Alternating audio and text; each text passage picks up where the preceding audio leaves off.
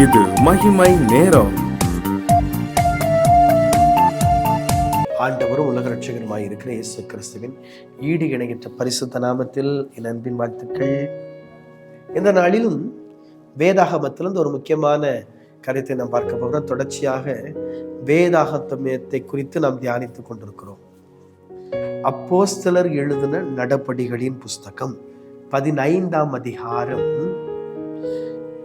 7ஆம் வசனம். மிகுந்த தர்க்கம் உண்டான போது பேதுரு எழுந்து அவர்களை நோக்கி, சகோதரரே, நீங்கள் அறிந்திருக்கிறபடி புறஜாதியார் என்னுடைய வாயிலே சுவிசேஷத்தை கேட்டு விசுவாசிக்கும்படி தேவன் அநேக நாட்களுக்கு முன்னே உங்களில் ஒருவனாகிய என்னை தெரிந்து கொண்டார். திரும்ப வாசிக்கிறேன்.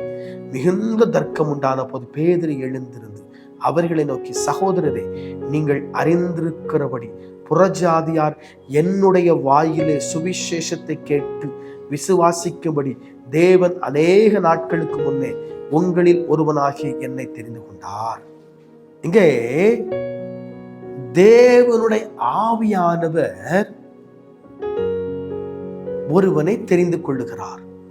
கர்த்தருடைய ஆவியானவர் ஒருவனை தெரிந்து கொள்ளுகிறார். இன்னைக்கு ஆவியானவர் எதற்கு நம்மை தெரிந்து கொள்ளுகிறார்?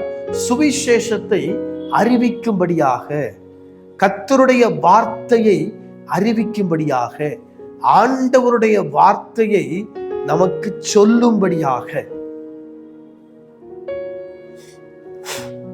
திரும்ப சொல்லுகிறேன், சுவிசேஷத்தை சொல்லும்படியாக, கர்த்தருடைய வார்த்தையை அறிவிக்கும்படியாக ஆவியானவர் நம்மை தெரிந்து கொண்டிருக்கிறார். எதற்கு? சுவிசேஷத்தை அறிவிக்கும்படி. சுவிசேஷ வார்த்தை. இன்னைக்கு மற்றவங்களுக்கு சுவிசேஷத்தை அறிவிச்சிருக்கோமா? இயேசுவின் அன்பை மற்றவர்களுக்கு நம்ம இன்னைக்கு சொல்லி இருக்கிறோமா? சுவிசேஷம் மற்றவர்களை மாற்றுங்க. சுவிசேஷம் மற்றவர்களை மாற்றும். வாழ்க்கையின் மூலமா கிறிஸ்துவின் அன்பை காட்டுகிறோம். ஆனா அதோட நிற்பதல்ல, சுவிசேஷம் அறிவிப்பதே முக்கியம். வாழ்க்கையில கிறிஸ்துவின் அன்பை காட்டிட்டு சுவிசேஷம் அறிவிக்கல அப்படின்னா வேஸ்ட். வேதம் தெளிவாய் சொல்லுகிறது, சுவிசேஷம் அறிவிக்கணும். நீங்கள் சகல ஜாதிகளிடத்தில் போய் சுவிசேஷத்தை பிரசங்கிகள் எழுதியிருக்கிறார். preaching to in gospel all mankind. எல்லாருக்கும் சுவிசேஷத்தை பிரசங்கம் பண்ணுங்கிறார். அதான் சீஷர்கள் செய்தாங்க. சுவிசேஷத்தை பிரசங்கிக்கிறோமா? யோசிக்கணும். ஏங்க சுவிசேஷத்தை பிரசங்கிக்க முடியல? பயம். இன்னைக்கு பைபிள் தூக்கிட்டு போறதுக்கே, பெரிய பைபிள் தூக்கிட்டு போறதுக்கே பயம். சின்ன பைபிள் ஆயிட்டு. இன்னைக்கு மொபைல்ல பைபிள் வந்துட்டு சர்ச்சில் உட்காந்து அப்படி மொபைலை பார்த்துக்கிட்டே இருக்காது, பைபிள் வாசிக்காங்க. சர்ச்சில் உட்காந்து மொபைலை பார்த்து பைபிள் வாசிக்காங்க. இன்னைக்கு லேப்டாப்ல எல்லாம் பெரிய பெரிய ஸ்கிரீன்ல எல்லாம் பைபிள் வந்துட்டு அதை பார்த்து பைபிள் வாசிக்காங்க.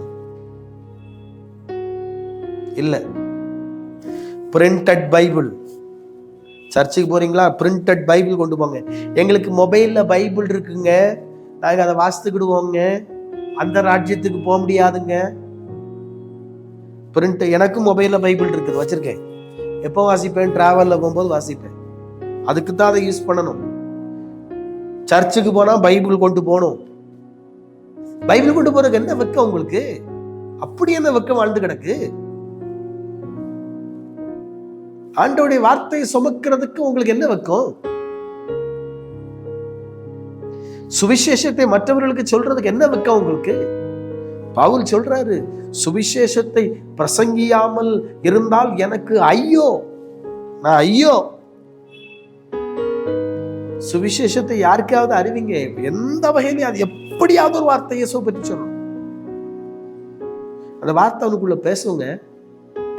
பல வருஷத்திற்கு முன்பதாக துண்டு பருதி கொடுக்கிற ஒரு தேவ மனிதர். ஊழியமே துண்டு பருதி தான் கொடுப்பார். வேற இந்த பெரிய பெரிய கூட்டங்கள்ல பிரசங்கம் பண்றது, முன்னால புல்பீட்ல நிற்கிறது கிடையாது. வீடு வீடா போய் துண்டு பருதி கொடுப்பார். ஒரு நாள் அவர் துண்டு பிரதி கொடுக்க அவரால் முடியவில்லை, உடம்பு சரியில்லை, வீட்டில் படுத்து விட்டார், எழும்ப முடியவில்லை.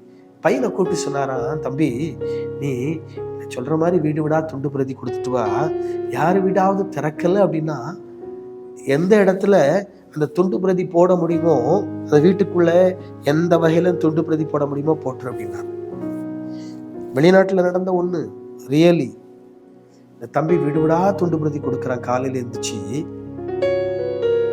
ஒரு வீடு பூட்டி இருக்குது, அந்த வீட்டுக்குள்ள சின்ன ஒரு ஹோல், அதை வழியா துண்டு பிரதியை வீட்டுக்குள்ள போடுறான். போட்டுட்டு இவன் வந்துடுறான். வந்த பிறகு அந்த துண்டு பிரதி ஒருவன் வாசிக்கிற அந்த வீட்டுக்குள்ள சாக வேண்டும் என்று சொல்லி தூக்கு கயிறை மாட்டி அதற்கு நேராய் போறவனுடைய கால்கள் அருகிலே துண்டு பிரதி விடுகிறது. அதை எடுத்து பார்க்கிறான். அதுல ஒரு வாசகம் இருக்கிறது, இயேசு உனக்கு நிம்மதி தருகிறார். நிம்மதி இல்லாம சாகணுங்கிறவன் வாஸ்தான் மனம் திரும்பினான், ஓடி வந்து வீட்டுக்கு வந்தான். ஐயா, நீங்கள் கொடுத்த துண்டு பிரதி என்னை மாற்றினது. ஒரு மனுஷனை ஒரு துண்டு பிரதி மாற்றும் ஒரு வார்த்தை மாற்றும். இதுக்கு உங்க வாயில வரக்கூடிய வார்த்தை எப்படி இருக்கிறது? சிந்தித்து பாருங்கள். கர்த்தர் உங்களை பயன்படுத்துவாராக. தலைகளை தாழ்த்தி ஜெபிப்போம். அன்பின் ஆண்டவரே, உமக்கு ஸ்தோத்திரம். நீர் எங்களுடைய வாழ்க்கையை மாற்றுகிற சர்வ வல்லமை உள்ள ஆண்டவர். எங்களுடைய வாழ்க்கையிலே அற்புதங்களை செய்கிற கர்த்தரானவர், அதிசயங்களை செய்கிற கர்த்தரானவர். என்னுடைய வாழ்க்கையிலே அற்புதங்களையும் அதிசயங்களையும் அடையாளங்களையும் நடப்பிக்கும்படியாய் ஜெபிக்கிறோம். காத்துக்கொள்ளுகிற வல்லமையான கரம் காத்துக்கொள்ளட்டும். பெரிய காரியம் இயேசுவின் நாமத்தில் ஜெபிக்கிறேன் பிதாவே, ஆமென்.